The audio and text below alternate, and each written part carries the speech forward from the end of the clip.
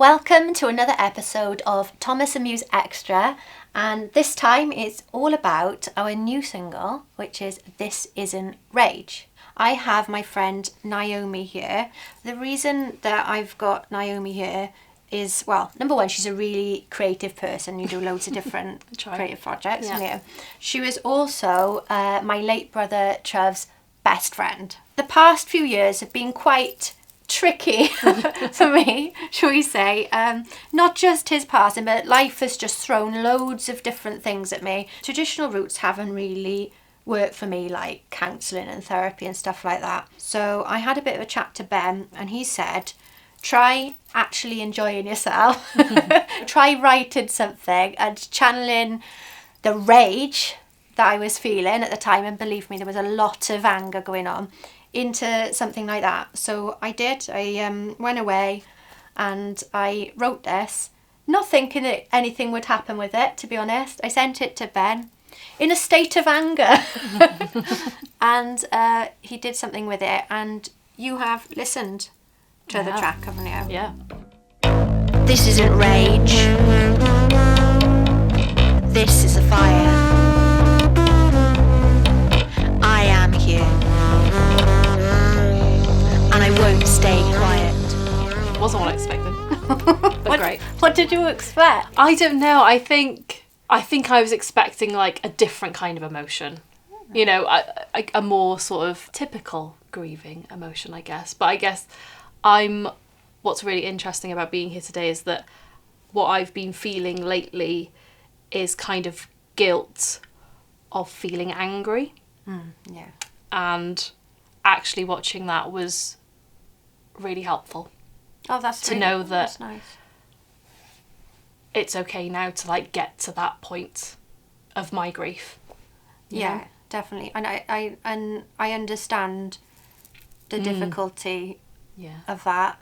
I don't think I realised that I was feeling angry, and I think only through, like, I don't know, my creative outputs and actually like believing in that and myself, I've been able to like feel that. But I am angry. I mean, nobody really talks about this stuff, and not just at Tryf because of the nature of what happened. I mean, it did like piss me off, to be honest, because I would have liked to have had him here, and I would have liked to have had him listening to this track, because I think he would have related to it. Definitely. And I think that experience of that type of grief I've only experienced with Tryf, and I think where the anger comes from is knowing who he had around. Yeah. I'm at the point now I'm like, I don't think there was an excuse. I feel like there was enough of us, but then the guilt of missing something, and maybe he did call out and maybe that was missed, you know. And it's, you know, I'm at that stage now of feeling sad and upset that someone I love dearly is gone, but also like really questioning like why, and knowing that I'll never have really answer to that question. Yeah, and people saying like, oh, there's nothing that you could have done doesn't really help, does it? No, not at all. You know, that, I mean, the last time that I saw him was at a gig that I was doing photography for, that Ben was playing at, and he was really enjoying it, and then the next day he wasn't here, so you know, it's like, thanks for ruining my gig, innit? If Tryf knew anything, it was how to make a situation slightly uncomfortable. So I'll give him that. That's a nice lasting memory there. That whole year as well, the past few years, I've had people like really close to me get ill, like physically and mentally as well, and it's just felt like stuff's been coming at me. And you think, you know, if like your brother dies, especially in that way, like that it can't really get much worse than that, but it's not really how life works. I think that's why I'm really like glad that I've got this track as a kind of, I don't know, it's like I've been able to let something off my chest a bit, and to say, you know, just to be a bit more honest and a bit more truthful, and say, well, this is how I feel. And I think also like that track, if you hadn't, you know, if I didn't know you and I didn't know what you'd experienced or anything like that, I also think that's a really good comment on just like where we're at in the world. Like, everything is shit. Yeah, people are mean. There are evil people that are very easily and quickly taking over our system and not being questioned, and they're just getting away with it. And it's like, actually, as women, you know, there's a whole other layer of what we have to tolerate and experience and put up with. And it's like, actually, no, like, no, I'm putting myself out here, whether people like it or not, and telling you how I feel. So yeah, I think there's that angle to it as well, which is I think that's what because there is that woman statement, like, we are women, all the same statement in the middle of it. And when I like wrote that and then we turned it into a song, I was like, oh no, everybody's gonna start thinking like I'm like a big feminist or something, and I'm like, I'm not, like, no. You know, there's probably some feminist elements in there, but I think for me personally, because I suppose my life as a woman feels a little bit alternative compared to some people in life, like, you know, my sister, or even you know, yourself, your mum, and we've got our differences, but I'm sure that there are some similarities or like things that connect us. And I think actually one thing that people underestimate maybe in women is that, like, you can associate like anger with things like testosterone and stuff like that, but I think actually, like, women have got a hell of a lot of rage in them. I think we're just smarter at using our rage. I'm gonna say that. Why don't I put it out there now? Everybody knows. Don't mess with me.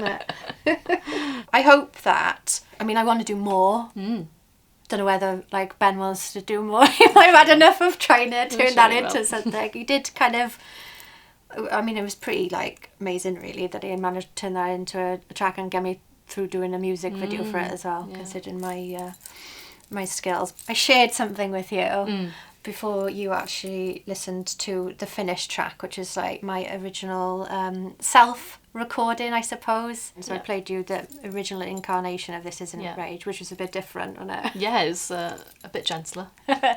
To be honest as well, it's not like I just kind of rocked up into the studio and I was like, oh right, like, you know, I can play bass now, like, I'm, you know, on the camera, I can like do all these things at once. There was a lot of working out, of support and patience. How long did that actually take you from picking up bass? Trying to work my way around a bass for, I don't know, maybe just under a year. Maybe that's wrong, I don't know, it's probably quite a bit less than that. But I've been trying to do like all the technical stuff. I had a bit of conversation with Ben and he was like, you know, that's great, but you, at some point you've got to kind of be comfortable with just having a play on it and enjoying it. So that's why I ended up doing, you know, recording myself playing something as just, I'm just trying this.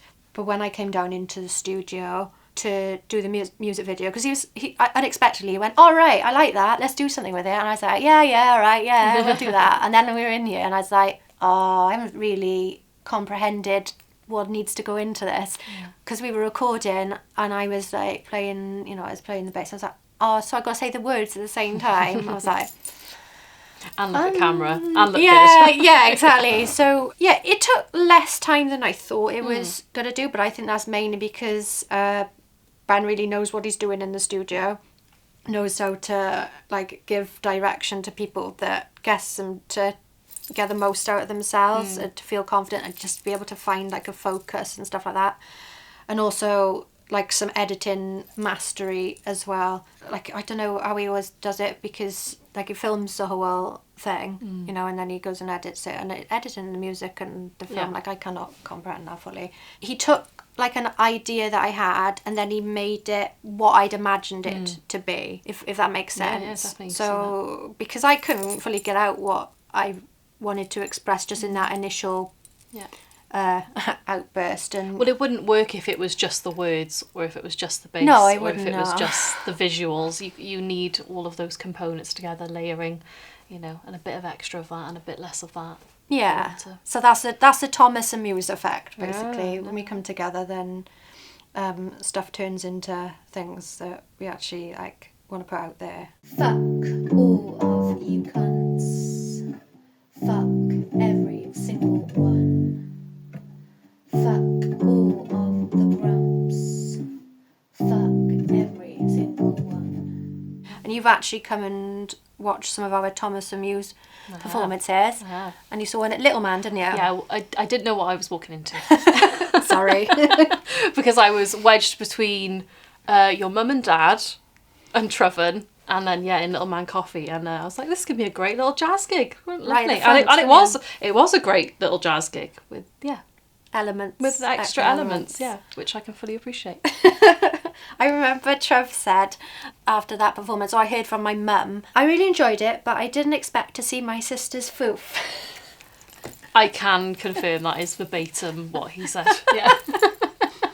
So I thought, fair enough. I really enjoyed that because we had a full band, and then got to do some of the nude performance art. I think I'd possibly scared a few of the models that were taking part as well. And there was a crowd of builders outside with the phone lights, candles. So, but I kind of love. I mean, my line of work, it's not what you do, but we do a lot of walkabout theatre, art in public space, and I just love the baffled bemusement on people's faces when they interact with that stuff. And it might be the most simple thing of, someone dressing up like a chef going out onto the street.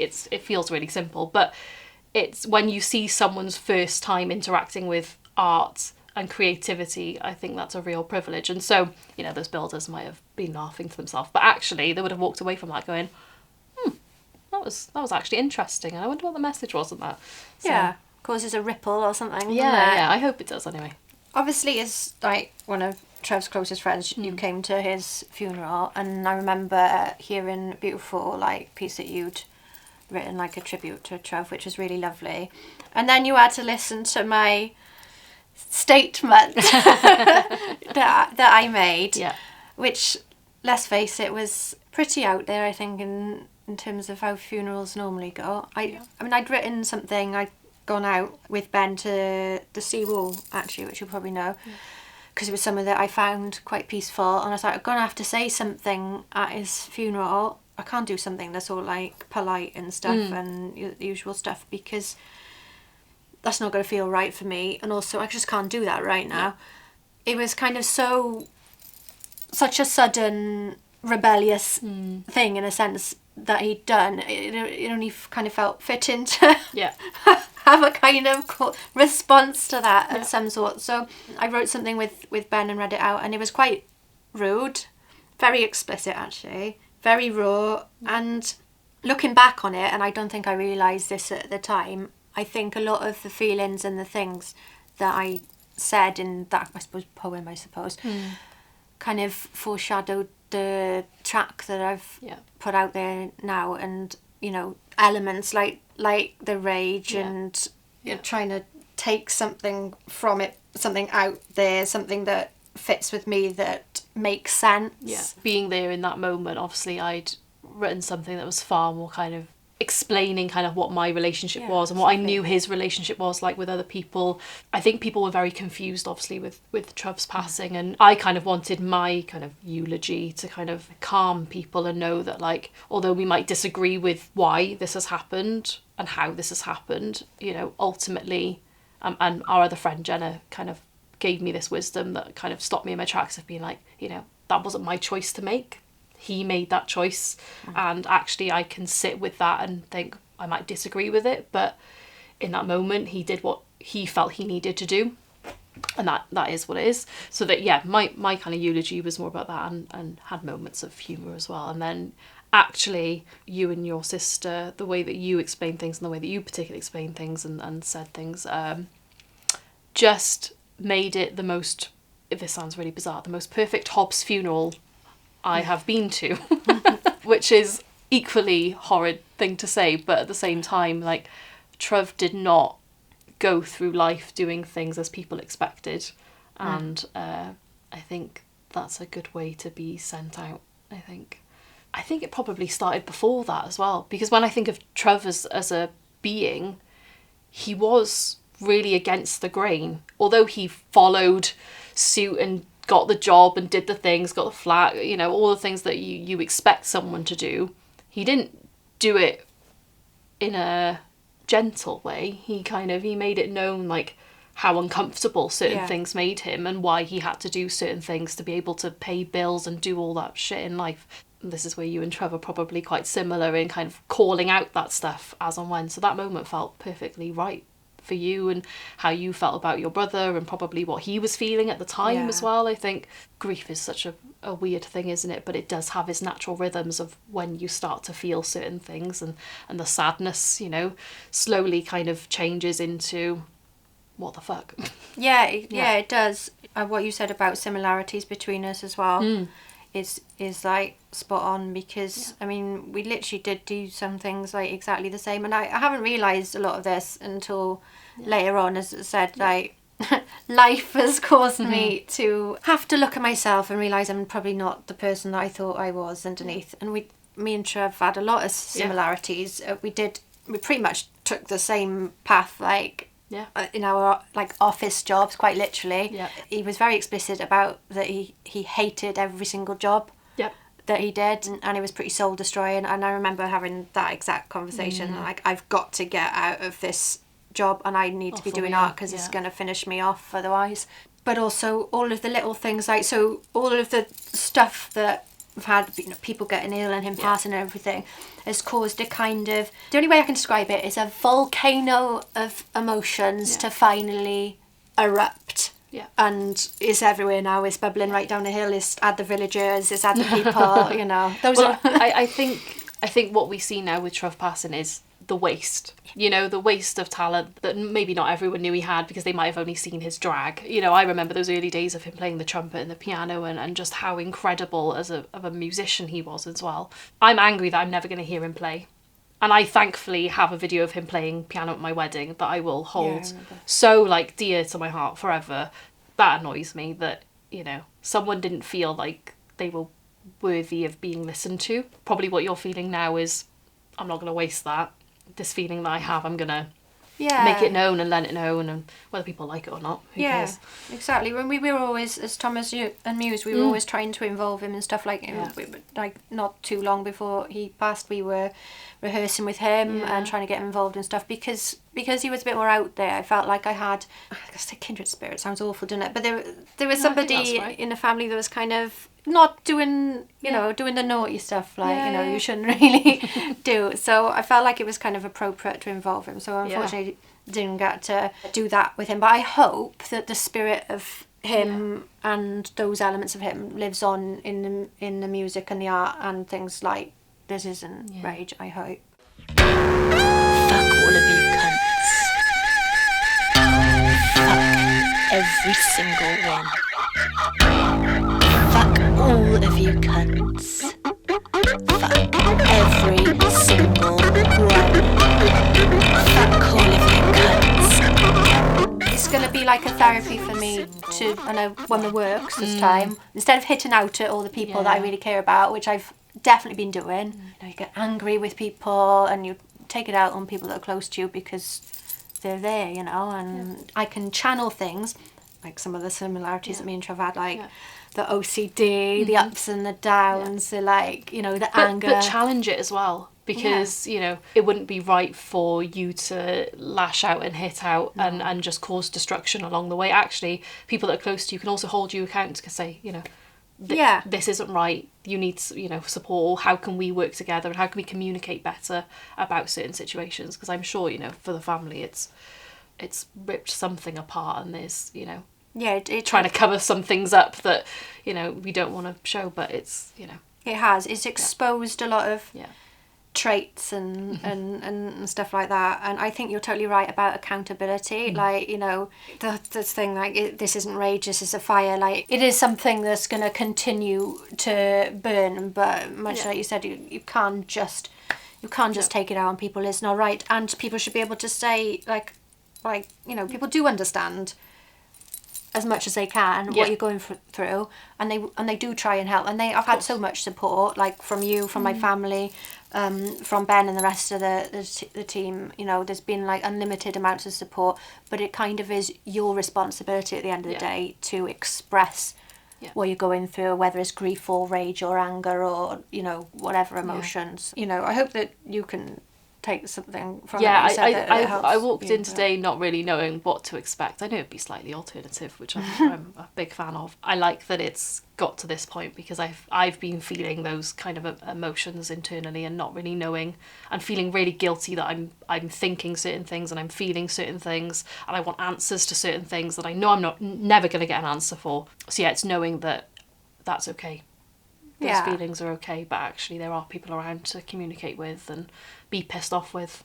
And yeah, so thank you. So I hope that you don't feel like you have to stay quiet, and if you want somebody to talk I to, appreciate that. I'm here, and you know I'll be shouting about something. Thanks very much, Naomi. I really appreciate you coming to do this, because I know that it's a really sensitive subject. Even though, you know, we've been talking about the single, I know that because some of it is rooted in all of that stuff. I do appreciate you know, saying how you actually feel. So thanks. Thank you.